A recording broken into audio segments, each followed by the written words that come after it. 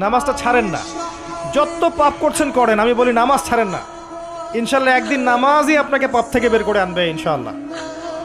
আর শয়তান আপনাকে হতাশ করতে চাইবে, শয়তান আপনাকে হতাশ করতে চাইবে যে তুই তো গার্লফ্রেন্ডের সাথে কথা বললি, রাতের বেলা পর্ন দেখলি, তুই তো ফ্রি মিক্সিংয়ে আছিস, তুই মাদক দ্রব্য খাচ্ছিস, তুই কাজে ফাঁকি মারিস, তুই ট্যাক্স আদায় করিস নাই, দুর্নীতি করছিস, তুই আবার নামাজ পড়বি কেন? শয়তান আপনাকে এগুলো বোঝাবে কিন্তু, যে নামাজ তো আমার শোভা পায় না, আমি তো অনেক পাপী মানুষ।